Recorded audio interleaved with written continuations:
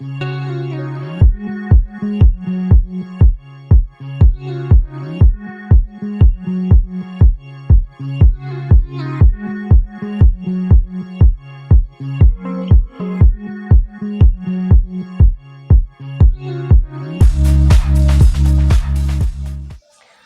Dear friends, मैं doctor पीके सिद्धांत sir स्वागत करता हूं सभी का केमिस्ट्री बाय सिद्धांत सर पे। प्यारे बच्चों, आज हम टॉपिक स्टार्ट करने वाले हैं advanced coordination chemistry, advance coordination compound.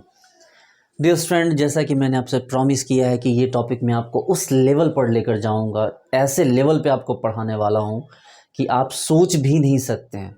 Entire आपने अपने कैरियर में ना अभी तक ऐसी केमिस्ट्री पढ़ी होगी, कोऑर्डिनेशन केमिस्ट्री, ना आप ऐसी पढ़ेंगे। आप मुझे थोड़ा सा टाइम दीजिए, आप देखिए कि मैं इस टॉपिक को ऐसे इतने हाई लेवल पर ले जाऊंगा और इतनी अंडरस्टैंडिंग के साथ इस चीज़ को पढ़ाऊंगा बच्चों कि आपको इसके सारे पार्ट्स, सारे पोर्शन इतने इजीली समझ में आएंगे कि आप फूंक दोगे तो कोऑर्डिनेशन केमिस्ट्री और इससे जुड़े हुए टॉपिक्स आपके उड़ जाएंगे। ठीक है, इसलिए मैंने क्या लिखा, एडवांस्ड कोऑर्डिनेशन कंपाउंड। खैर, इस टॉपिक की नीड क्या है, सबसे पहले तो इस बात पर डिस्कस करें इसकी ज़रूरत क्या है। सबसे पहली ज़रूरत तो आपको एग्जाम के लिए है। एग्जाम में बहुत क्वेश्चंस पूछे जाते हैं, जैसे एग्जाम में क्वांटम, जैसे एग्जाम में थर्मो, जैसे एग्जाम में क्या आपको कोऑर्डिनेशन और ओएमसी। ये चार टॉपिक हमेशा से मैसिव माने जाते हैं। ओएमसी कोऑर्डिनेशन इनऑर्गेनिक में, और फिजिकल में क्वांटम और थर्मो। ठीक है, थोड़े बहुत पैटर्न अगर चेंज करते हो, but most of the time इनसे बहुत मैसिव क्वेश्चंस पूछे जाते हैं। मैं आपको एक बात बता दूं बच्चों कि आप लोग गलती क्या करते हो, पिछले 4-5 साल पुराने लोगों के लेक्चर्स देख लेते हो, 2 साल 3 साल पुराने लेक्चर्स देख लेते हो। चीज़ें बदल चुकी है। 2025-26 के टाइम में चीज़ें इतनी बदल चुकी है, इतने टॉपिक्स चेंज हो चुके हैं कि मैं खुद कहता हूँ कि आज से 4-5 साल पहले जो टॉपिक पढ़ाया है खुद मैंने, वो अब कचरा हो चुका है, अब किसी काम का नहीं है। वो उस टाइम में था इम्पॉर्टेंट, आज उसकी कोई इम्पोर्टेंस नहीं है। चीज़ें बदल चुकी है। ठीक है, इतने सारे रिसर्च टॉपिक ऐड हो चुके हैं, इतनी चीज़ें ऐड हो चुकी है कि आज से 5 साल पहले जो चीज़ें पढ़ाई थी या किसी टीचर के आप 2-3 साल पुराने कंटेंट देखते हो, वो किसी काम के नहीं है। ठीक है, बहुत to be clearly very fact कि किसी काम के नहीं है वो। तो अब यहाँ पर ध्यान देने वाली बात है बच्चों कि ये टॉपिक हम लोग पढ़ेंगे और बहुत ढंग से पढ़ेंगे। अच्छा ठीक है, सबसे पहली बात तो इसके एग्जाम में आपके बहुत अच्छे खासे क्वेश्चंस आने वाले हैं। इसके अलावा ये कोऑर्डिनेशन केमिस्ट्री आपको अपनी लाइफ में लाखों करोड़ों अरबों रुपए कमाने का मौका दे सकता है, क्योंकि मेडिसिन लेवल पर मेडिसिनल केमिस्ट्री इसकी इतनी ब्रॉड है, इतने ब्रॉड लेवल पे मेडिसिनल केमिस्ट्री हम पढ़ते हैं बच्चों कि आप अगर जैसे आप अपने पीएचडी के ड्यूरिंग आप कोऑर्डिनेशन केमिस्ट्री से जुड़े टॉपिक रखते हो, उन पे रिसर्च करते हो, कोई मेडिसिन ढूंढते हो, इससे बने हुए मेडिसिन दुनिया के सारे कामों में किसी न किसी काम में यूज होता है। आप जितने सुनते हो, एल्बेंडाजोल, बेंजीमिडाजोल, जितने मेडिसिन आप सुनते हो उन सब में कोई ना कोई कॉम्प्लेक्स ही है ज़्यादातर। इवन कि जितने पॉइजन भी कोऑर्डिनेशन कॉम्प्लेक्सेज हैं, और पॉइजन से बचाने वाले जो होते हैं ना, वो भी कोऑर्डिनेशन कॉम्प्लेक्सेज के थ्रू ही आपको पॉइजन से, हैवी मेटल से हुई पॉइजनिंग से बचाया जाता है। रिलैक्स हो जाइए, इस टॉपिक से जुड़ने की कोशिश कीजिए थोड़ा सा। ठीक है, देखिए सबसे पहले बात करते हैं कि कोऑर्डिनेशन केमिस्ट्री पिछले समय के अकॉर्डिंग चीज़ें काफ़ी बदल चुकी है। अब आपको देखने का नज़रिया, सोचने का नज़रिया काफ़ी चेंज करना होगा। ठीक है, देखिए कोऑर्डिनेशन केमिस्ट्री क्या होता है भाई, जैसे कि आप देख सकते हैं कि एक आपके बीच में मेटल है, मेटल के चारों तरफ से लिगेंड उसको क्या करता है बच्चों, उसको ब्लॉक कर देता है, मतलब उसमें इलेक्ट्रॉन डोनेट करता है और उसके साथ बॉन्ड फॉर्म करता है। इससे जो कंपाउंड बनते हैं उसको हम लोग कॉम्प्लेक्स कंपाउंड या कोऑर्डिनेशन कंपाउंड कहते हैं। देखिए जब आप उसको अलग अलग डायग्राम पे देखेंगे, क्योंकि जब आप रिसर्च करेंगे तो आपको जेमोल, पाईमोल से लेके काफ़ी तरह की मॉलिक्यूलर मॉडलिंग सीखनी पड़ेगी, तो फिर आपको पता चलेगा कि कोऑर्डिनेशन केमिस्ट्री हमें देखने का तरीका अलग हो गया। इसके अलावा ये जो हो गया हमारा डायरेक्शन, ये एक डायग्राम है जो आप क्लास 11-12 से पढ़ते आ रहे हैं, जस्ट लाइक ऑक्टाहेड्रल। ये चार आपको एक्जियल हैं, मतलब इक्वेटोरियल हैं, ऊपर नीचे वाले एक्जियल हैं, बट लिगेंड है और बीच में आपका क्या हो गया, बीच में मेटल हो गया। देखिए जैसा कि मैंने कहा कि अभी आप मॉलिक्यूलर मॉडलिंग सीखेंगे तो आपको पता चलेगा कि हम दो मॉलिक्यूल को जोड़ेंगे, वहाँ पर कोऑर्डिनेशन कंपाउंड्स के साथ हम ऑर्गेनिक कंपाउंड को जोड़ेंगे। ठीक है, अलग अलग लिपिड को जोड़ेंगे, अलग अलग हम प्रोटीन जोड़ेंगे, विटामिन जोड़ेंगे, इसके साथ जोड़कर हम अलग अलग कंपाउंड बनाएंगे। तो आपको रिसर्च लेवल करेंगे तो रिसर्च में देखिए ये प्रोटीन के साथ हमने कॉम्प्लेक्स कंपाउंड को यानी कोऑर्डिनेशन कंपाउंड को ऐड किया है। आप देख सकते हैं कीमोथेरेपी से लेके मेडिसिन, जितने भी मेडिसिनल वर्क होते हैं उनमें अलग अलग कोऑर्डिनेशन कंपाउंड का यूज़ किया जाता है। आप देख सकते हैं, जैसे आप यहाँ पर देखें इसको, जैसे अगर आप यहाँ इसको देख पा रहे हो तो देखिए कोऑर्डिनेशन केमिस्ट्री के कंपाउंड कितने ज़्यादा यूजफुल हैं। देखिए आपको inhibit viral replication, wrapping virus process, effective against DNA virus. इसके अलावा फिर आप देख सकते हैं ये आपको effective against RNA virus, antiviral drug effect, block lytic cycle. तो बच्चों बहुत सी चीज़ें हैं आपको सीखने के लिए, क्योंकि मैंने आपको पहले ही कहा कि इस टॉपिक की प्रॉपर अंडरस्टैंडिंग आपको मिलियनर बिलियनर बना सकती है अगर आपको ढंग से चीज़ें समझ में आए तो। और उसके लिए मैं हूँ, और मैं आपको लिखित रूप से सॉरी, मैं आपको गारंटीड ये देता हूँ, गारंटीड बोल रहा हूँ कि जिस लेवल में मैं पढ़ाने वाला हूँ ये टॉपिक, इस लेवल पे कोई टच भी नहीं कर सकता। ठीक है, आप पढ़ेंगे तो आपको पता चल ही जाएगा। चलिए, इसके अलावा देखिए हमें जितने भी कॉम्प्लेक्स कंपाउंड्स होते हैं उनके कलर्स वगैरह देखेंगे हम। कलर्स भी होते हैं, अलग अलग लिगेंड्स के चेंज होने से कलर्स चेंज होते हैं। ये सब कुछ कोऑर्डिनेशन का ही पार्ट है। फिर मैग्नेटिज्म वगैरह के टॉपिक्स भी आएंगे। एक काम कीजिए, सबसे पहले चलिए तो इस टॉपिक को मेनली हम स्टार्ट करते हैं आज की टॉपिक से, इस कोऑर्डिनेशन केमिस्ट्री के क्या इसके इंट्रोडक्शन से, इसके डेफिनेशन से। Coordination compounds also known as complex compounds are substances where a central metal atom or ion is linked to a group of surrounding molecules or ions called ligands through coordinate covalent bonds. In these bonds, the ligand donates a pair of electrons to the central metal atom, which acts as a Lewis acid. These compounds are stable in solution and maintain their structural आपको integrity, unlike simple salts which dissociate completely. पूरे coordination chemistry का definition यहीं छिपा हुआ है। ठीक है, पूरी कोऑर्डिनेशन केमिस्ट्री की डेफिनेशन आपको यही मिल जाएगी। ये कोऑर्डिनेशन कंपाउंड्स क्या है भाई? Also known as complex compounds are substances where a central metal atom और ion is linked to a group of surrounding molecules और ions called ligand through coordinate covalent bond. Okay, यहाँ एक बात आई बच्चों, coordinate covalent bond क्या होता है? बोलो सर हमें पता है सर, ये बच्चों वाली चीज़ें आप ना डिस्कस करो। मैं लेने नहीं, कोई बात नहीं है, बात बच्चों वाली नहीं है, बात ये है कि केमिस्ट्री की बात है, बात केमिस्ट्री की है। बच्चों आपने जैसे एक टॉपिक पढ़ा होगा फजान्स रूल। बच्चों अगर हम बात करें फजान्स रूल की, तो फजान्स रूल क्या कहता है? फजान्स रूल कहता है कि भाई कोई भी बॉन्ड जो होता है वो 100% ना तो कोवलेंट होता है ना तो 100% आयनिक होता है। ये बहुत क्लियरली एक लाइन में आप याद रखिए कि अकॉर्डिंग टू फजान रूल कोई भी बॉन्ड 100% ना तो आयनिक होता है ना तो 100% कोवलेंट होता है। मतलब आप कोई भी बॉन्ड अगर देखते हैं Na+Cl-, तो ये ऐसा नहीं कि ये प्योरली, इसमें भी कुछ कोवलेंट कैरेक्टर मौजूद है। और अगर आप इस तरह के बॉन्ड देखते हैं HCl, तो इसमें भी कुछ हद तक अगर आप कोवलेंट बॉन्ड देखते हैं तो इसमें भी आपको आयनिक कैरेक्टर आपको अवेलेबल है। ये फजान्स रूल का कहना है। तो कॉम्प्लेक्स कंपाउंड में जो बॉन्ड्स होते हैं प्यारे बच्चों, ये सपोज कर हमारे पास मेटल आयन है और ये रहा हमारे पास लिगेंड, तो ये लिगेंड इसको इलेक्ट्रॉन डोनेट करते हैं। चाहे आप इसको ऐसे लिखिए या इसी को हम ऐसे लिख सकते हैं बच्चों कि ये रहा लिगेंड, ये रहा मेटल, ये इलेक्ट्रॉन इसको डोनेट कर देगा। तो इस लिगेंड पे इलेक्ट्रॉन दिया इसने तो यहाँ प्लस, और इसने इलेक्ट्रॉन लिया तो इसमें माइनस, ये N+ अपनी जगह पर है। ठीक है, तो ये जो बॉन्ड हुआ बच्चों, इस बॉन्ड को हम कोऑर्डिनेट कोवलेंट कह सकते हैं। ठीक है, इस बॉन्ड को हम क्या कह सकते हैं? कोऑर्डिनेट कोवलेंट बॉन्ड कह सकते हैं। इसके डीप में इसलिए मैं नहीं जाऊंगा क्योंकि इसकी नीड नहीं है। आप लोगों ने बहुत अच्छे से पढ़ रखा है, खूब सारा लिगेंड के बारे में पढ़ रखा है, खूब सारे अपने छोटे छोटे कॉन्सेप्ट के बारे में पढ़ रखा है। मैं इन चीज़ों में नहीं फंसने वाला हूँ। इन चीज़ों में फंसूंगा तो फिर मेरा जो टारगेट है, जो मैंने सोच रखा है, फिर मैं वहाँ नहीं पहुँचूंगा। इसलिए इन चीज़ों में मैं अपना टाइम वेस्ट नहीं करूँगा। ये बेसिक कोऑर्डिनेशन केमिस्ट्री है, आप 11-12 से पढ़ते आ रहे हैं, इन चीज़ों में मैं नहीं फंसूंगा। मेरा जो लेवल होगा वो बहुत स्टार्ट तो मैं बेसिक से ही करूँगा, लेकिन लेवल में बहुत ऊपर लेकर जाऊँगा, इसलिए मैं टाइम वेस्ट नहीं करने वाला इन चीज़ों में। चलिए प्यारे बच्चों, तो सबसे पहले बार थोड़ा सा देख लेते हैं जो हम लोग बचपन से पढ़ते आ रहे हैं, भाई क्या होता है कॉम्प्लेक्स कंपाउंड या कोऑर्डिनेशन कंपाउंड। तो आप बोलोगे सर हमारे पास दो तरह के सॉल्ट हैं sir, salt 1 salt 2, salt 1 plus salt 2, इन दोनों को मिला दीजिए सर, तो एक बार क्या होगा, दो सॉल्ट को मिलाने से दो चीज़ें बनेगी। इसको हम लोग बोलेंगे एडिशनल कंपाउंड। क्या बोलेंगे बच्चों? Additional compound. अब ये एडिशनल कंपाउंड दो तरह के हो सकते हैं, एक हो सकता है डबल सॉल्ट और एक हो सकता है बच्चों कॉम्प्लेक्स सॉल्ट। ठीक है। जैसे कि बच्चों मैंने यहाँ पर एग्जांपल लिया KCl प्लस MgCl2 और साथ में 6H2O दिया। सबसे पहले मैंने इसको इतना हीट किया कि हीट करके इसको क्या कर दिया, वेपराइज कर दिया। वेपराइज किया तो ये क्या बन गया बच्चों, KCl MgCl2 6H2, मतलब पहले वेपराइज किया और उसके बाद and then cooling, then cool, कि पहले इसको वेपराइज किया हीट करके फिर इसको कूल कर दिया। तो बच्चों हमारे पास क्या मिला, KCl MgCl2 6H2O। This is called carnallite, आपको पता है।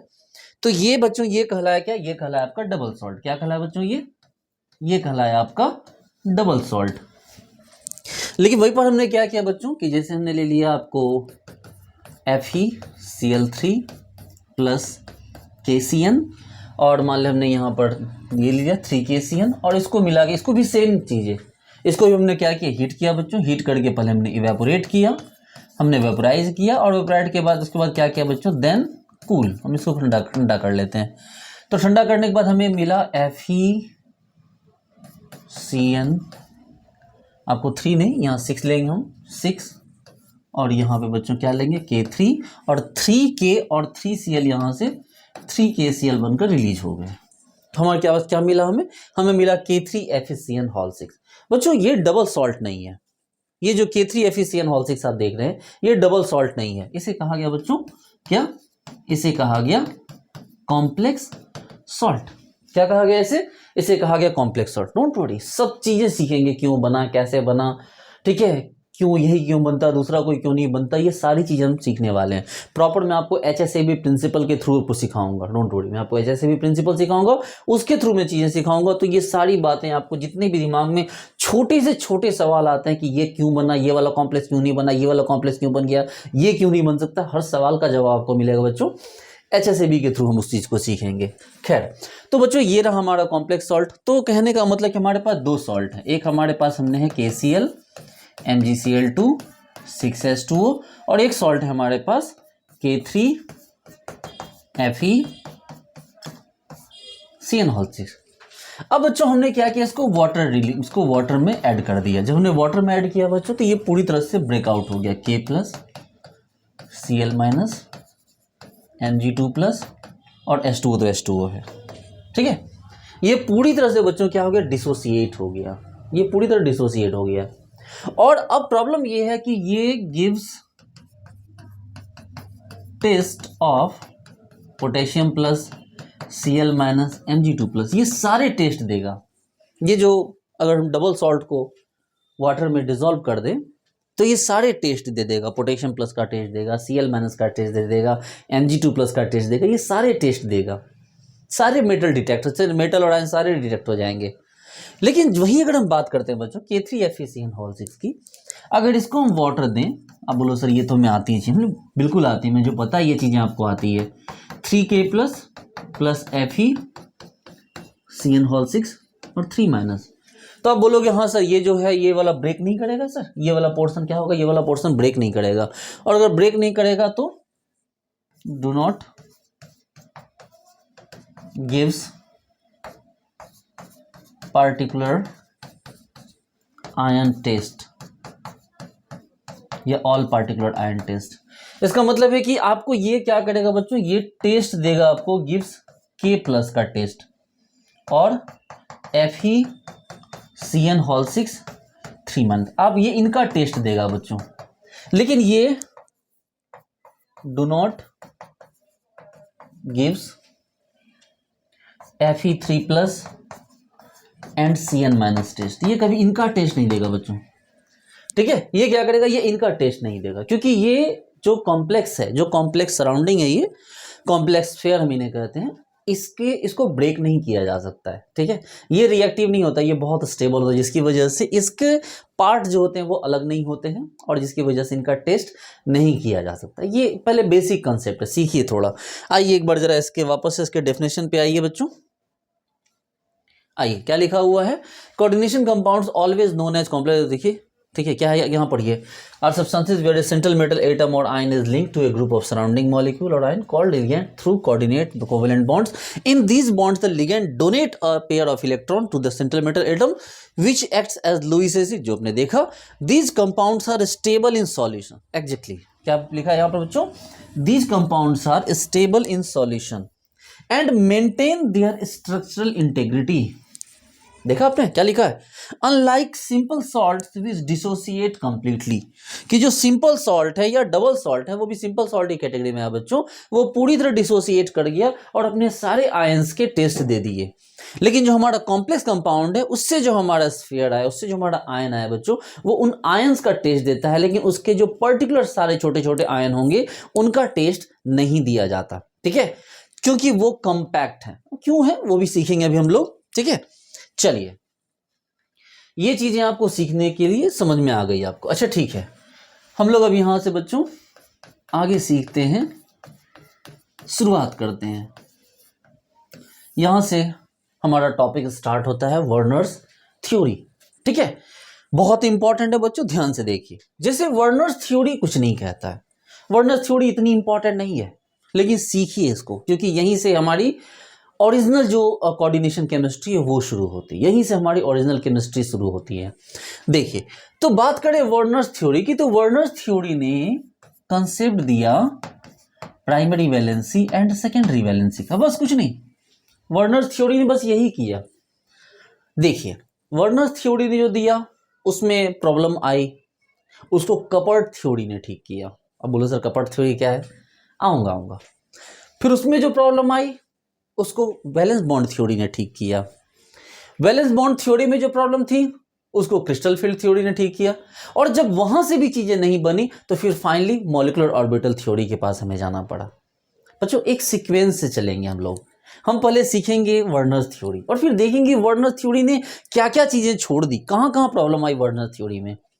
जब ये चीजें समझ में आएगी वर्नर थ्योरी ने क्या क्या छोड़ा, फिर हम लोग चलेंगे उसके आगे वाली थ्योरी पे। कपट थ्योरी नहीं पढ़ी जाती, बट मैं उसके बारे में आपको बताऊंगा। मतलब हम लोग फिर चलेंगे वैलेंस बॉन्ड थ्योरी पे, फिर देखेंगे वैलेंस बॉन्ड थ्योरी ने क्या क्या चीजें लैक की। फिर हम लोग चलेंगे क्रिस्टल फील्ड थ्योरी पे, और जब वो वहां भी चीजें लैक करेंगी तो हम फिर चलेंगे मॉलिक्यूलर ऑर्बिटल थ्योरी पे, और वहां पर हमारे जाके लगभग सभी डाउट्स क्लियर हो जाएंगे। ठीक है, चलिए देखिए, तो हम बात करते हैं बच्चों वर्नर्स थ्योरी के बारे में। वर्नर्स थ्योरी ने simply primary valency and secondary valency का कॉन्सेप्ट दिया। रिलैक्स हो जाइए। उन्होंने कहा कि हमारे पास दो तरह की वैलेंसी होती है, primary valency, secondary valency. Primary valency को उन्होंने कह दी दिस इज ऑक्सीडेशन स्टेट, ये कुछ नहीं है, ये ऑक्सीडेशन स्टेट है। और जो सेकेंडरी वैलेंसी है बच्चों, ये सेकेंडरी वैलेंसी एक नंबर है। जो सेकेंडरी वैलेंसी है बच्चों, ये क्या हो गया, इसको हम कोऑर्डिनेशन नंबर कहते हैं। ठीक है, कि हमने क्या बोला कि जो प्राइमरी वैलेंसी है बच्चों वो हमारे पास ऑक्सीडेशन स्टेट, और सेकेंडरी वैलेंसी हमारे पास क्या है, कोऑर्डिनेशन नंबर है। ठीक है, तो अब हम बात करें अगर यहां पर कि जैसे एक हम कंपाउंड लेते हैं FeNH3 अभी मैंने इसको कॉम्प्लेक्स कंपाउंड के शेप में नहीं लाया है, अभी मैं इसको ऐसे लिख रहा हूँ FeNH3 मतलब 6 NH3 है और 3 क्लोरीन है। बच्चों ये कई तरह के एग्जाम्पल हो सकते हैं। अभी अगर मैंने कॉम्प्लेक्स डिसाइड नहीं किया है कि एग्जैक्टली कौन सा कॉम्प्लेक्स है, तो इसमें कई तरह की चीजें हो सकती है। जैसे आप बोलोगे कि सर हमारे पास Fe है NH3 सर एक ऐसा बनता है। सर अगर ऐसा हो सकता है FeNH3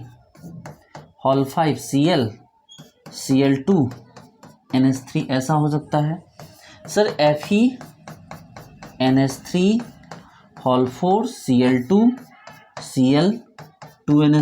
ऐसा हो सकता है। सर या FeNH3 और सर यहाँ पर आपके पास 3NH3 सर इस टाइप का हो सकता है। मतलब बिल्कुल सही बात है। ये स्ट्रक्चर अगर मान लो ये एक फॉर्मूला है हमारे पास, ये फॉर्मूला कई तरीके से हमारी हेल्प कर सकता है। इस फॉर्मूला को हम ऐसे भी लिख सकते हैं, ऐसे भी लिख सकते हैं, ऐसे भी लिख सकते हैं, ऐसे भी लिख सकते हैं। लेकिन चूंकि आप लोग बच्चे नहीं हैं जूनियर क्लासेस के, इतनी बात आपको पता है कि हमारे कॉम्प्लेक्स स्फीयर के बाहर जो अगर कोई न्यूट्रल मॉलिक्यूल होता है उसकी कोई इंपॉर्टेंस नहीं होती है। अगर हमारे ये जो कॉम्प्लेक्स स्फीयर, ये ना बचपन से पढ़ते आ रहे हैं, ये रहा हमारा कॉम्प्लेक्स स्फीयर। कॉम्प्लेक्स स्फीयर के बाहर कोई मॉलिक्यूल है अगर न्यूट्रल मॉलिक्यूल, तो वो हमारे किसी काम का नहीं होने वाला है। तो हम इसको बोलेंगे भैया NH3 है तो काट दो, 2NH3 मत लिखो, 3NH3 है मत लिखो। क्यों ना लिखो? देखो लिखने के लिए तो आप लिख सकते हो, लेकिन जैसे वो कॉम्प्लेक्स स्फीयर से बाहर कोई न्यूट्रल मॉलिक्यूल आता है, कोई सॉल्वेंट आएगा तो वो बह के बाहर निकल जाएगा। क्या सपोज करो कि मान लो एक गोल सी नाव है, ऐसे बिल्कुल ऐसी टाइप की गोल सी नाव है, ठीक है। इस नाव के अंदर आप हो तो क्या हो, सेफ हो, इस नदी में बहता पानी आपको कुछ नहीं बिगाड़ सकता। लेकिन सपोज करो इस नाव से बाहर गिर गए आप, ऐसे इस नाव को पकड़ने की कोशिश करो, नाव में पकड़ने के लिए कुछ है ही नहीं, थोड़ी देर के लिए ऐसे कुछ पकड़ भी लो, थोड़ी देर के लिए जरा सा पानी का झटका आना है और वो आप उसको छूट के अलग हो जाओगे। वही वाली बात है बच्चों कि जो हमारे पास न्यूट्रल मॉलिक्यूल है उनको कॉम्प्लेक्स फेयर से बाहर रखने का कोई सेंस नहीं बनता, वो ऑटोमेटिकली डिजॉल्व होके चले जाएंगे, फ्लश हो जाएंगे एक तरह से। तो यानी हमारे पास कहने का मतलब ये है कि हम इसको ऐसे लिखेंगे, ठीक है। ये देखिए, तो हमारे पास चार तरह के स्ट्रक्चर आए, FeNH3 6Cl3, FeNH3 5 ClCl2, FeNH3 4 Cl2 Cl, FeNH3 Cl3। आप अगर नोटिस करेंगे बच्चों तो यहाँ पर अगर ऑक्सीडेशन स्टेट जो बच्चों आता है, अब ये भी आपको आता ही होगा निकालना कि NH3 न्यूट्रल लिगेंड है, Cl पे 3 तो आयरन पे +3। यहाँ देखिए बच्चों, एक Cl 3 तो यहाँ भी 3+, यहाँ भी 2 3 तो 3+, यहाँ भी 3 तो 3+। तो आप बोलोगे कि सर फिर NH3 ने क्या किया, NH3 में तो NH3 ने ऑक्सीडेशन स्टेट में कोई रोल प्ले किया ही नहीं। मैंने बोला एग्जैक्टली, NH3 न्यूट्रल लिगेंड है और वो प्राइमरी वैलेंसी में कोई भी रोल प्ले नहीं करता, जबकि सेकेंडरी वैलेंसी में रोल प्ले करने के लिए दोनों ही आ सकते हैं। ये NH3 न्यूट्रल है, अकेले न्यूट्रल ने अंदर की बॉन्ड बनाए हैं, इसको क्या कहा जाता है, इसको सेकेंडरी वैलेंसी कही जाती है। ये देखिए ना, ये 6, ये क्या हो गया बच्चों, ये सेकेंडरी वैलेंसी है। यहाँ देखिए 5 और 1 6 सेकेंडरी वैलेंसी, यहाँ भी देखिए 4 and 2 6 सेकेंडरी वैलेंसी, यहाँ 3 and 3 ये बच्चों सेकेंडरी वैलेंसी। यानी सेकेंडरी वैलेंसी को सेटिस्फाई करने के लिए निगेटिव, पॉजिटिव, न्यूट्रल हर तरह के लिगेंड यूज हो सकते हैं, ठीक है। सेकेंडरी वैलेंसी को सेटिस्फाई करने के लिए न्यूट्रल, पॉजिटिव, निगेटिव सारे के सारे मिलकर उसे सेटिस्फाई कर सकते हैं।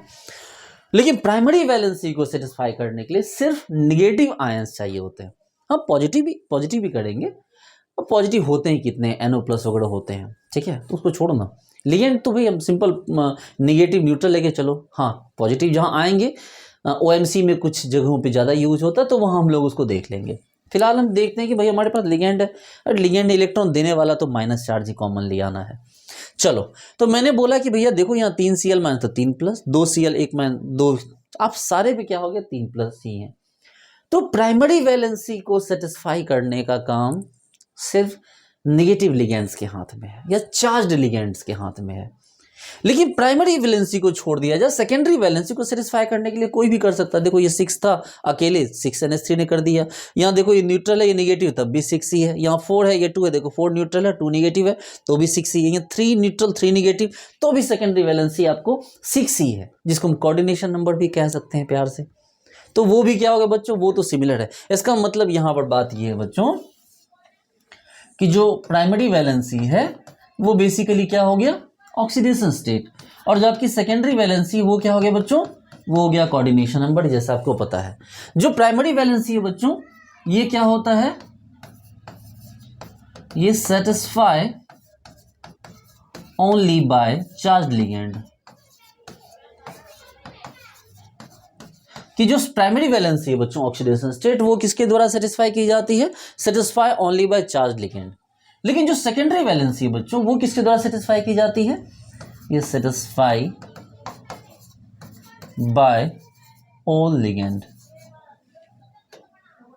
कि जितने भी टाइप के लिगेंड होंगे बच्चों, वो सभी क्या करेंगे, सेकेंडरी वैलेंसी को सेटिस्फाई करेंगे, ठीक है। सेकेंडरी वैलेंसी को सेटिस्फाई सभी कर सकते हैं। अच्छा,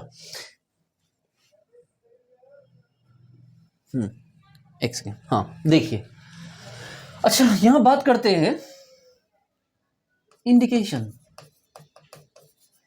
indication of primary valency and secondary valency. हम primary valency and secondary valency के इंडिकेशन की बात करते हैं। रिलैक्स हो जाइए। देखिए, हम जो प्राइमरी वैलेंसी है बच्चों, जो प्राइमरी वैलेंसी है, ठीक है, प्राइमरी वैलेंसी को डॉटेड लाइन से शो किया जाता है, जबकि जो सेकेंडरी वैलेंसी है बच्चों, इसको शो किया जाता है एक सॉलिड लाइन से, ठीक है। जो प्राइमरी वैलेंसी है बच्चों, उसको क्या करते हैं हम, एक डॉटेड लाइन से शो करते हैं, जबकि सेकेंडरी वैलेंसी को शो करते हैं किससे, एक आपको सॉलिड लाइन से, सॉलिड मतलब कंप्लीट लाइन से। अच्छा ठीक है, जैसे बच्चों बात करते हैं, ये रहा हमारा CO NH3 होल 6 Cl3।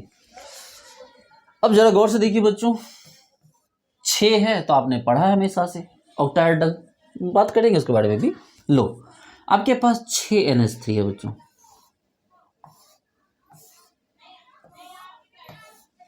जैसे बच्चों ने क्या किया, यहां पर रखा NH3 NH3 NH3 NH3 NH3, ठीक है बच्चों। ये सभी जो 6 लिगेंड है बच्चों, ये सेकेंडरी वैलेंसी शो कर रहे हैं, और प्राइमरी वैलेंसी शो करने के लिए जो 3 क्लोरीन है वो बाहर है। जो 3 क्लोरीन प्राइमरी वैलेंसी शो कर रहे हैं बच्चों, वो बाहर है, तो उनको हम ऐसे शो कर सकते हैं, देखो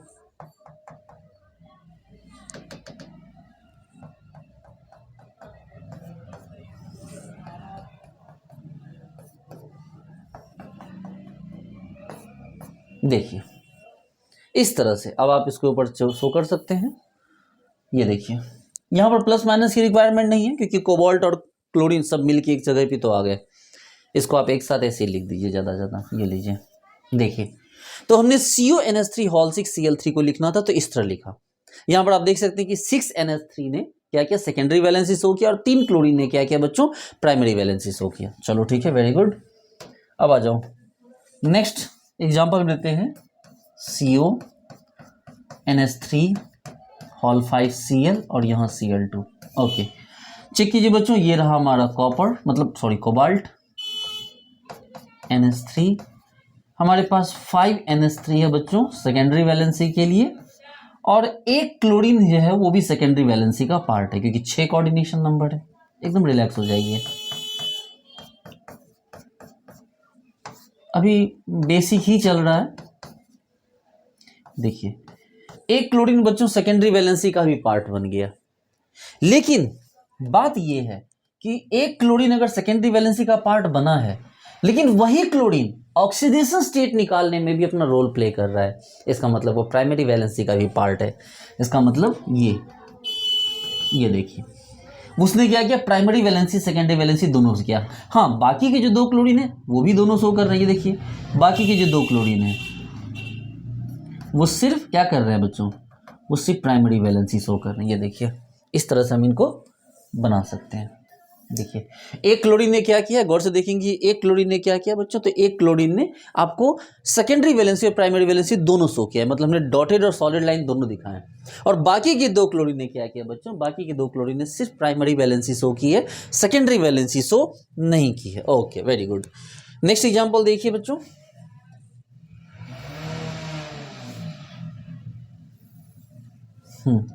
अगला एग्जाम्पल है हमारे पास CONH3 होल 4 Cl2 और यहाँ एक बाहर Cl। ठीक है, ये देखिए, इस बार हमने क्या करा, इस बार बोला सर कोई दिक्कत नहीं, ये रहा हमारा कोबाल्ट, ये रहा NH3, ये रहा NH3,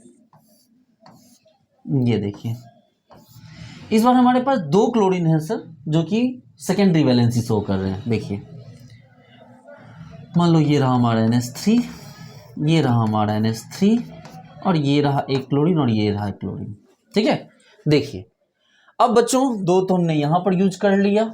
ठीक है, 2 जब यूज किया तो बच्चों ये क्या हुए, इन 2 क्लोरीन ने आपको सेकेंडरी वैलेंसी और प्राइमरी वैलेंसी दोनों शो किए। ये लीजिए, इन 2 क्लोरीन ने प्राइमरी वैलेंसी और सेकेंडरी वैलेंसी दोनों शो किए, लेकिन एक बाहर जो क्लोरीन है, जो क्लोरीन बाहर है, वो सिर्फ सेकेंडरी वैलेंसी शो कर रहा है। ठीक है, सॉरी, वो सिर्फ प्राइमरी वैलेंसी शो कर रहा है। ये देखिए, वो क्या कर रहा है, सिर्फ ऑक्सीडेशन स्टेट में रोल प्ले कर रहा है, तो हम उसको ऐसे लिख देंगे। हाँ भाई, ऐसे आ गया, तो ये लीजिए।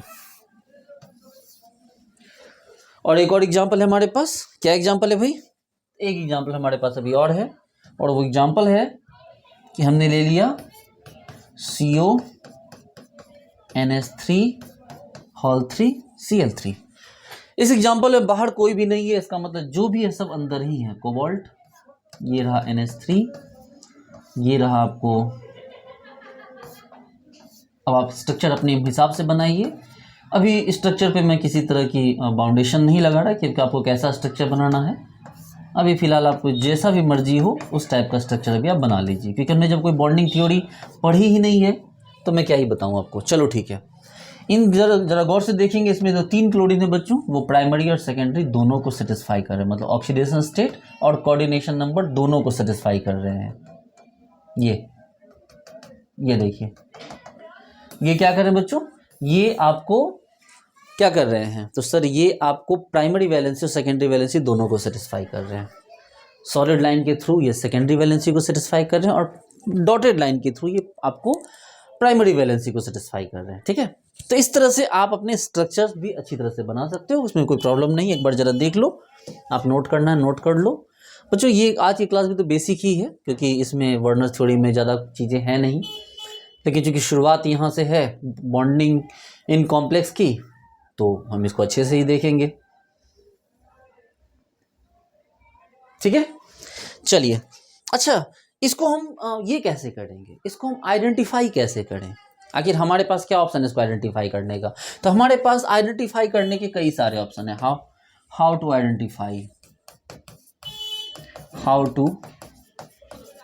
Identify primary valency and secondary valency, कि प्राइमरी वैलेंसी और सेकेंडरी वैलेंसी को आइडेंटिफाई करने का हमारे पास क्या तरीका है। देखो बच्चों, हमारे पास तरीका है नंबर 1 बाय यूजिंग AgNO3। ठीक है, मतलब इस जगह के लिए, इन कंपाउंड के लिए, सबके लिए चीज़ें अलग अलग हो, अलग अलग कंपाउंड होगी, लेकिन मान लो हमारे पास जैसे मैं लिख दूँ इन CONH3 होल 6 3Cl, मान लो ये कंपाउंड में, इसमें आइडेंटिफाई करने का तरीका, तो हम इसको क्या करेंगे बच्चों, हम AgNO3 यूज करेंगे। तो AgNO3 को यूज करके हम इसके बारे में पता लगा सकते हैं। जैसे अगर मैं बात करूं, देखो अगर जैसे बात करते हैं CONH3 होल 6 Cl3, और इसको हम AgNO3 यूज कर लेते हैं बच्चों, AgNO3। तो AgNO3 यूज कर लेंगे तो बच्चों इसके लिए 3 क्लोरीन, तो हमें 3 AgNO3 चाहिए, जिसकी वजह से हमें क्या मिलेगा बच्चों, तो हमारे पास 3 AgCl क्या मिला, हमें प्रेसिपिटेट हुआ। गौर से देखेंगे। अच्छा, अगर हम बात करते हैं बच्चों CONH3 होल 5 Cl2, और इसको तो इसको क्या होगा बच्चों, इसमें 2 AgNO3 से रिएक्ट होंगे, तो हमारे पास क्या मिलेंगे बच्चों, 2 AgCl का प्रेसिपिटेट मिलना है। ठीक है, अगर बच्चों हम बात करें CONH3 होल 4 Cl2 Cl, तो इसमें एक ही AgNO3 चाहिए होगा हमें, तो हमें 1 मोल AgCl मिले या 1 इक्विवेलेंट AgCl मिले तो हम समझ जाएंगे कि भाई हमारा कौन सा है, तो हमारा ये वाला है। और अगर हमारे पास ये हो जाए, अगर हम गलती से हमारे अंदर ये हमारे सैंपल में ये कॉम्प्लेक्स आ गया होगा, तो भाई हमारे पास AgNO3 के रिएक्शन का कोई सेंस ही नहीं बनता, ये रिएक्शन होगा ही नहीं, नो रिएक्शन। ठीक है, कि यहाँ पर रिएक्शन ही नहीं होना बच्चों। तो सबसे पहले तो मैंने आपको ये बताया कि भाई आप AgNO3 को यूज करके ये जो Cl वाला कोबाल्ट हेक्सामीन ट्राइक्लोरो है, इसको आप क्या करते हैं, आइडेंटिफाई कर सकते हैं AgNO3 को यूज करके। ठीक है, रिलैक्स हो जाइए। अच्छा, दूसरा तरीका क्या है मेरे पास, दूसरा तरीका है बच्चों कि आप इसमें, दूसरा तरीका ये है बच्चों कि कलर, अभी कलर के बारे में नहीं बताऊंगा, लेकिन ये भी एक बात है कि आपके जितने भी रिएक्शंस होंगे, देखो इतना तो पता है आपको कि जो लिगेंड्स होंगे, लिगेंड्स ज़्यादा होंगे, कम होंगे, स्ट्रांग होंगे, वीक होंगे। इससे अगर आपने पढ़ा होगा, थोड़ा सा भी याद होगा आपको, तो आपको पता है कि ये CFSE में क्या करेंगे, डिफरेंस क्रिएट करेंगे। जो CFSE में डिफरेंट क्रिएट होगा तो उसके वेवलेंथ चेंज होंगे, तो अलग आएंगे, अलग वेवलेंथ जाएंगे, अलग वेवलेंथ, तो सब में ये चीज़ें अलग अलग होंगी, तो कलर भी अलग हो जाएंगे। ठीक है, तो यानी कि आप यहाँ पर क्या कर सकते हैं, we use colour a tool to identify complex। ये कलर के बारे में बताता नहीं है बच्चों, ये कलर के बारे में बताता नहीं, लेकिन हमें पता है कि भाई अलग अलग कलर के कंपाउंड अलग होंगे, तो वो भी आपको वर्नर थ्योरी को सेटिस्फाई करते हैं कि हाँ भाई वर्नर थ्योरी कहता है कि कॉम्प्लेक्स में लिगेंड अलग अलग हैं, आगे पीछे हैं, कोई लिगेंड बाहर है, कोई लिगेंड अंदर है, कोई प्राइमरी वैलेंसी को सेटिस्फाई कर रहा है, कोई सेकेंडरी वैलेंसी सेटिस्फाई कर रहा है, एक ही मॉलिक्यूलर फॉर्मूला है, किसी में प्राइमरी वैलेंसी को सेटिस्फाई करने वाले ज़्यादा है, किसी में निगेटिव लिगेंड बाहर है, किसी में निगेटिव लिगेंड अंदर है। इन सब में जो कलर होंगे वो अलग अलग होंगे। तो वो भी ये इस कॉन्सेप्ट को सेटिस्फाई करता है कि हाँ भाई उनके कलर अलग अलग होंगे। ये नहीं बताता है कि इसके कलर क्या होंगे, ये नहीं बताता ये। अच्छा ठीक है। इसके अलावा बच्चों ये आपको जो है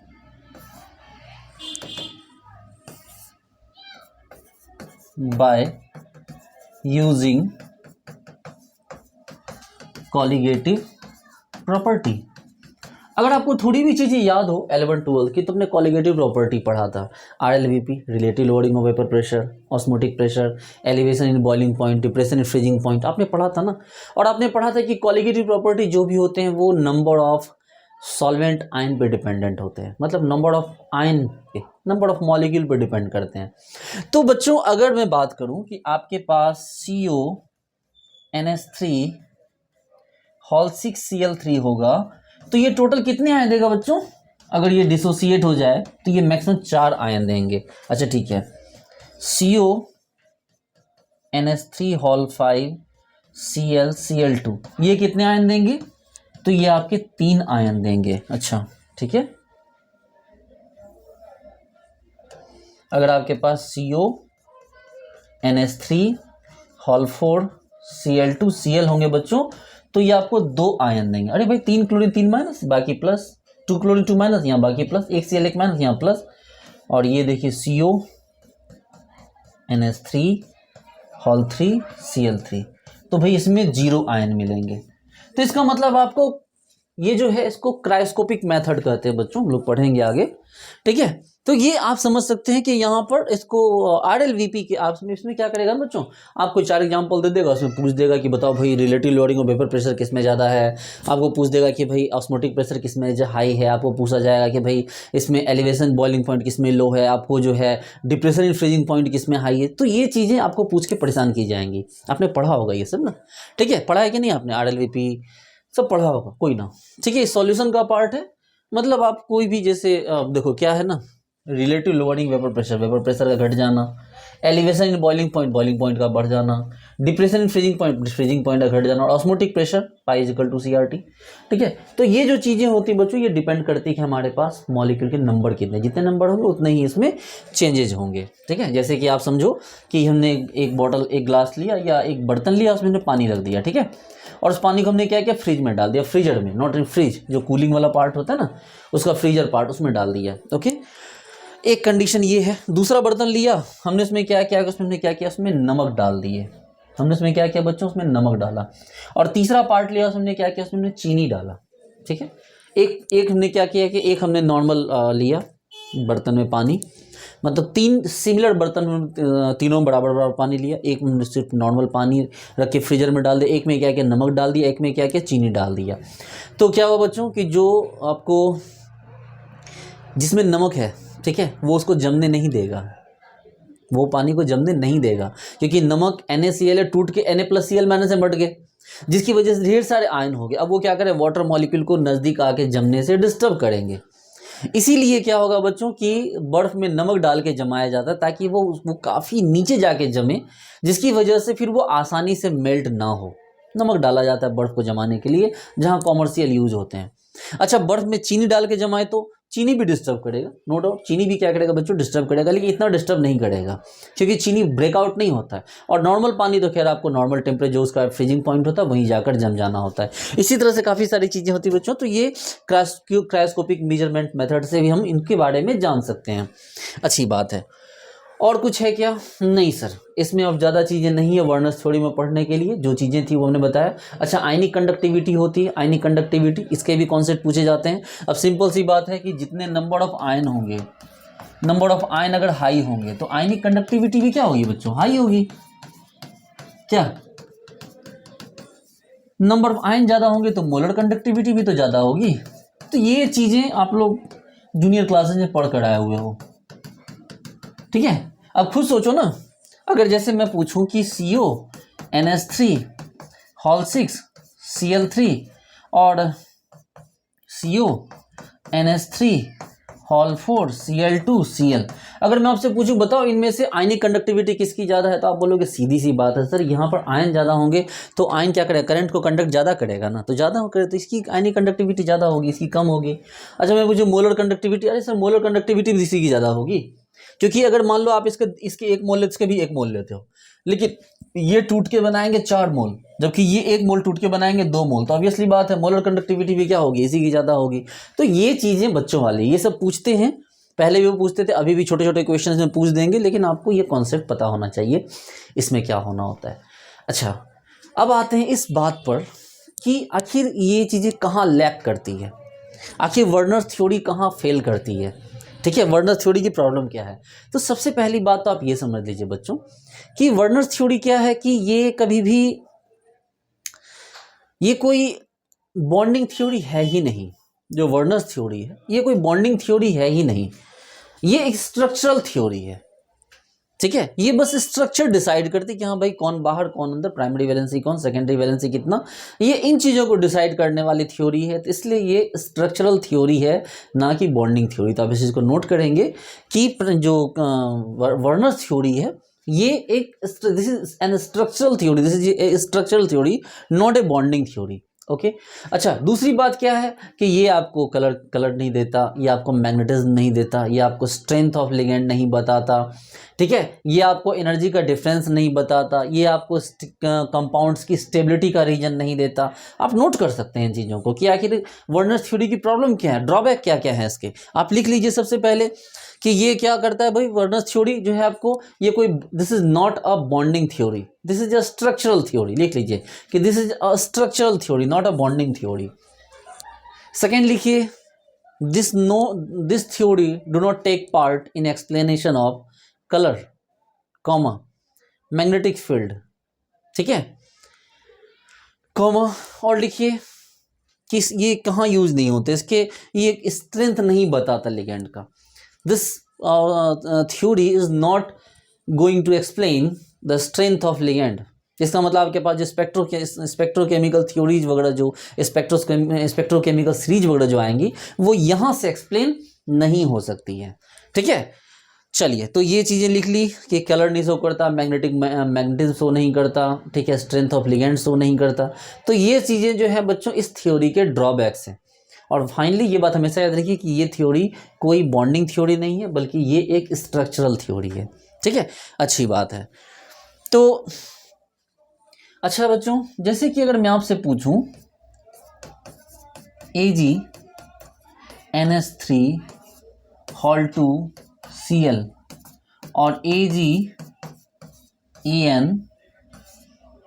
और ये Cl, इन दोनों में ज़्यादा स्टेबल कौन है। तो आप बोलोगे सर ये तो देख के ही पता चल रहा है सर, इसमें थ्योरी की जरूरत नहीं है। AgNH3 हॉल 2 प्लस और Cl जो है वो ज़्यादा स्टेबल है, जबकि AgEnCl कम स्टेबल है। मैंने पूछा क्यों, तो मैंने आपको बताया कि भैया आपको तो आपने पढ़ा है कि जो ये लिगेंड होते हैं, अगर चेलेटिंग लिगेंड होते हैं, पढ़ा है ना आपने, जो रिंग बनाने वाले लिगेंड, तो चेलेटिंग लिगेंड अगर होंगे तो आपके पास जो कॉम्प्लेक्स होंगे वो ज़्यादा स्टेबल होंगे, ठीक है। तो आपने बोला हाँ सर सही बात है, बट यहाँ पर जो चेलेटिंग लिगेंड की बात नहीं है, बात यहाँ पर ये इसको एक्सप्लेन करने के लिए हम कपर्ट थ्योरी से इस चीज़ को एक्सप्लेन करेंगे। थोड़ा सा देख लीजिए कपर्ट थ्योरी, इसके बारे में बहुत डिटेल में नहीं बताऊंगा क्योंकि इसकी ये सिर्फ ये चीज़ें बोल कर निकल जाता है, ठीक है। जैसे कुछ हो रहा है, जैसे मैं आपके बगल से जा रहा हूँ, मैं आपको बोला अच्छे काम करो, अच्छी बात करो, ठीक है, किसी से दुश्मनी मत करो, तो आप बोलोगे हाँ सर ठीक है सुन लिया। तो मैंने ऐसी कोई नई बात नहीं कर दी, लेकिन मैंने एक इंडिविजुअल बात की। अब मैंने कॉपीराइट डाल दिया कि ये अच्छी वाली बात करने का कॉपीराइट मेरे पास है, तो बस वही वाली बात है, कपर्ट थ्योरी जो है इसने अपने नाम पे इस चीज़ का कॉपीराइट ले लिया। लेकिन थोड़ा इंपॉर्टेंट इसलिए क्योंकि ये VSEPR थ्योरी से थोड़ा अलग है, VSEPR थ्योरी से। अच्छा एक बात सोचो, अगर मैं NH3 बनाता हूं तो NH3 मैं ऐसे बनाता हूं, ठीक है। अगर मैं ये स्ट्रक्चर बनाऊं तो ये NH3 का स्ट्रक्चर, लेकिन अगर मैं NiCl4 का स्ट्रक्चर बनाता हूं तो NiCl4 का स्ट्रक्चर भी टेट्राहेड्रल ही है। तो क्या निकेल के पास लोन पेयर नहीं है क्या निकेल के पास लोन पेयर नहीं है क्या? निकेल S2D8 भर के लोन पेयर है सर इसके पास, 1 2 3 4 5 6 7 8, ठीक है। मान लो NiCl4 2 माइनस है, तो सर आप जरा गौर से ही अगर देखोगे तो मान लो 2 प्लस H0 चला गया, ठीक है, तो सर यहाँ पर ये खाली है सर, लेकिन लोन पेयर तो है, लेकिन दिखाते क्यों नहीं है फिर लोन पेयर। बस यही वाली बात है कि कपट थ्योरी वेस्पर थ्योरी से अलग है। वेस्पर थ्योरी बड़ी सिंपल सी बात कहता है, बोलता है कि भैया लोन पेयर के एग्जिस्टेंस की बात करता है। अगर आप वेस्पर थ्योरी की बात करेंगे तो वेस्पर थ्योरी क्या बोलती है, वो बोलती है कि repulsion between lone pair is higher than lone pair bond pair higher than bond pair, यही कहती है ना। लेकिन फिर आखिर वेस्पर थ्योरी में जो है जो कपट थ्योरी है या कॉम्प्लेक्स कंपाउंड की थ्योरी, उसमें लोन पेयर को हमने क्यों नहीं दिखाया, लोन पेयर को हमने यहाँ पर क्यों नहीं दिखाया। तो बस इसी चीज़ को हमने क्या किया, इसी चीज़ को हमें आगे सीखना है, पढ़ना है। फिलहाल आप यहाँ पर कपट थ्योरी के बेसिस पे आप ये समझिए कि जो वेस्पर थ्योरी है बच्चों, वो पॉइंट चार्ज की बात करता है, वो लोन पेयर को भी एक पॉइंट चार्ज समझता है वेस्पर थ्योरी। लेकिन जो कोऑर्डिनेशन कंपाउंड पढ़ने के लिए हमें लोन पेयर को पॉइंट चार्ज कंसीडर नहीं करना होगा। हम कोई भी कंपाउंड बनाते हैं, अब देखते हैं ना कितने कितने लोन पेयर होते हैं, लेकिन क्या आज तक किसी कॉम्प्लेक्स कंपाउंड में अपने लोन पेयर को इंडिकेट किया है कंपाउंड के अंदर? नहीं। अगर लोन पेयर इंडिकेट करने लगे पता चलेगा सारे के सारे स्ट्रक्चर डिस्टॉर्टेड हो जाएंगे। आप देखते हो ना, हम मतलब D2sp3 शो करते हैं, sp3d2 शो करते हैं, और सोचो उसमें इतने इतने लोन पेयर भी अगर वहाँ पर दिखाने पड़ जाए हमें, तो क्या हो जाएगा, पूरा स्ट्रक्चर ही जो है वो डिस्टॉर्ट कर जाएगा, क्योंकि हर एक कंपाउंड में 2-3 लोन पेयर तो होते ही होते हैं। तो इसलिए हम ऐसा नहीं कर सकते हैं। दैट्स वाई कि हम इसको अलग तरीके से हम इसको समझते हैं, अलग तरीके से सीखते हैं इस चीज़ को। अच्छा, ये चीज़ें कपट थ्योरी का पार्ट है। अच्छा, ये चीज़ से मैं बात करता हूँ बच्चों, जैसे कि मैंने बताया कि AgNH3 इसकी स्टेबिलिटी ज़्यादा क्यों है, और AgEnCl इसकी एनर्जी, इसकी जो है वो एनर्जी कम क्यों है, या इसकी स्टेबिलिटी कम क्यों है।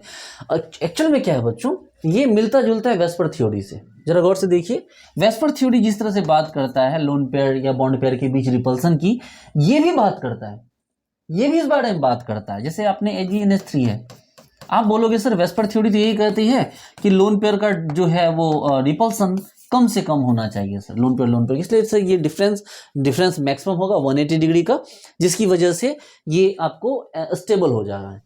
तो ये वेस्पर थ्योरी कहती है, लेकिन कपट थ्योरी या कॉम्प्लेक्स कंपाउंड की थ्योरी इस बारे में बात ही नहीं करती है। वो सीधा बोलती है कि भाई आप जो कंपाउंड पे जो लोन पेयर है उसको आप कंसीडर ही मत करो, आप उसको कंसीडर मत करो। हाँ, ये जरूर कहती है कि उसके जो बॉन्ड होते हैं, ML बॉन्ड जो होते हैं, मेटल लिगेंड बॉन्ड, उसमें रिपल्सन होता है। यानी कि वो पहले वो क्या बोलता है, लोन पेयर के बीच रिपल्सन, ये लोन पेयर की बात नहीं करता, तो ये बॉन्ड के बीच रिपल्सन की बात करता है।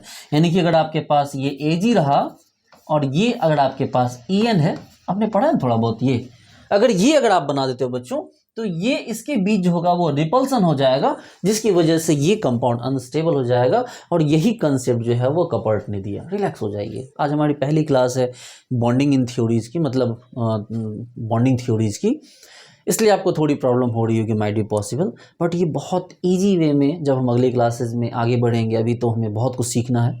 बट वर्नर थ्योरी को हम यहाँ पर छोड़ने वाले हैं। हम मेनली सीखेंगे वैलेंस बॉन्ड थ्योरी, फिर हम उसके जो भी MOT है, CFT LFT, बहुत कायदे से मैं चीज़ें पढ़ाऊँगा बच्चों, रिलैक्स हो जाइए, ठीक है। तो ये जो भी टॉपिक्स है वो आपके सामने बहुत अच्छी तरह से चीज़ें आने वाली है। Dear students, CSIR, JRF NET, GATE, DRDO, बाग, TIFR, IIT-JEM, geo scientist, assistant professor, ऐसे किसी भी एग्जाम के लिए आप प्रिपेयर कर रहे हैं बच्चों, तो हमारे पेड कोर्सेज परचेज कीजिए। हमारे सभी कोर्सेज आपको यहाँ डिस्प्ले पर दिख रहे होंगे।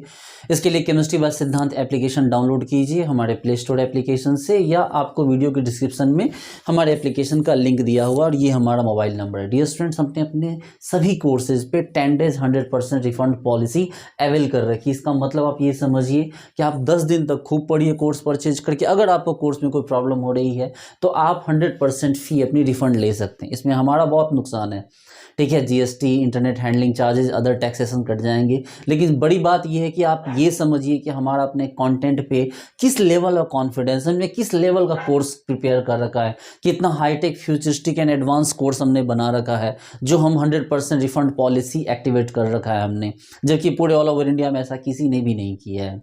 डियर फ्रेंड्स, आपको जो भी कोर्सेज मिलेंगे वो बिल्कुल जीरो लेवल से आपको स्टार्ट किए जाएंगे और बहुत ही हाईएस्ट लेवल तक आपको पढ़ाए जाएंगे, ताकि किसी भी एग्जाम को क्वालिफाई करने में आपको कोई प्रॉब्लम ना हो। ठीक है डियर स्टूडेंट्स, आपको 24/7 डाउट सॉल्यूशन प्रोवाइड किया जाएगा। किसी भी टाइम आपको कोई प्रॉब्लम होती है डियर स्टूडेंट्स, आपके प्रॉब्लम आपके डाउट सॉल्व किए जाएंगे, ताकि आप बहुत ही कम टाइम में आप बहुत अच्छा परफॉर्म कीजिए और आप इतने टफ कंपटीशन एग्जाम्स में आप अपना रिजल्ट सिक्योर कर सकिए।